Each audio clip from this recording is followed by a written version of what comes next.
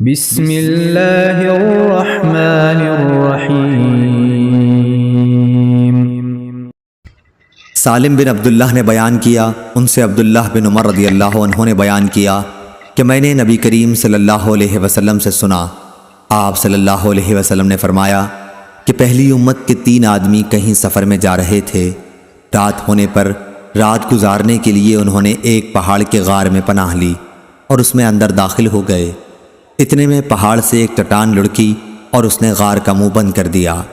سب نے کہا کہ اب اس غار سے تمہیں کوئی چیز نکالنے والی نہیں سوائے اس کے کہ تم سب اپنے سب سے زیادہ اچھے عمل کو یاد کر کے اللہ تعالیٰ سے دعا کرو۔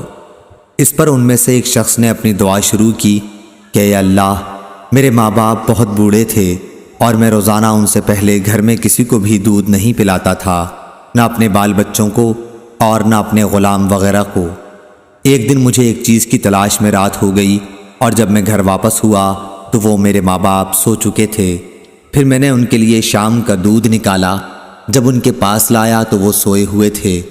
مجھے یہ بات ہرگز اچھی معلوم نہیں ہوئی کہ ان سے پہلے اپنے بال بچوں یا اپنے کسی غلام کو دودھ پلاؤں، اس لیے میں ان کے سرہانے کھڑا رہا۔ دودھ کا پیالہ میرے ہاتھ میں تھا اور میں ان کے جاگنے کا انتظار کر رہا تھا، یہاں تک کہ صبح ہو گئی۔ اب میرے ماں باپ جاگے اور انہوں نے اپنا شام کا دودھ اس وقت پیا۔ اے اللہ، اگر میں نے یہ کام محض تیری رضا حاصل کرنے کے لیے کیا تھا تو اس چٹان کی آفت کو ہم سے ہٹا دے۔ اس دعا کے نتیجے میں وہ غار تھوڑا سا کھل گیا، مگر نکلنا اب بھی ممکن نہ تھا۔ رسول کریم صلی اللہ علیہ وسلم نے فرمایا کہ پھر دوسرے نے دعا کی، اے اللہ، میرے چچا کی ایک لڑکی تھی جو سب سے زیادہ مجھے محبوب تھی، میں نے اس کے ساتھ برا کام کرنا چاہا لیکن اس نے نہ مانا۔ اسی زمانے میں 1 سال قحط پڑا تو وہ میرے پاس آئی، میں نے اسے 120 دینار اس شرط پر دیے کہ وہ خلوت میں مجھ سے برا کام کرائے، چنانچہ وہ راضی ہو گئی۔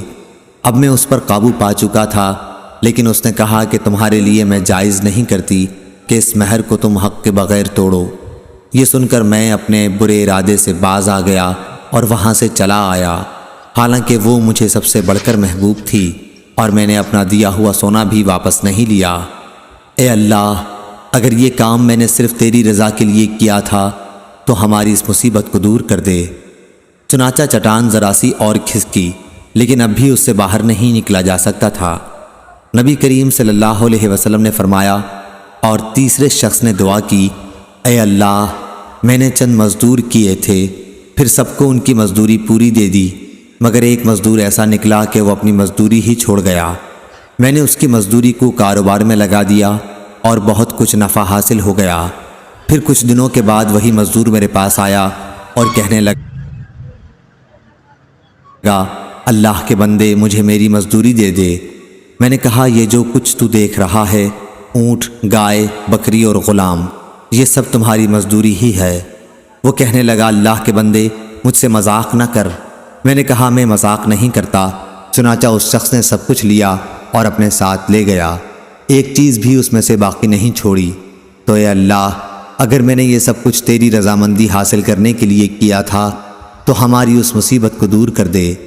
چنانچہ وہ چٹان ہٹ گئی اور وہ سب باہر نکل کر چلے گئے۔ صحیح بخاری، حدیث نمبر 2272۔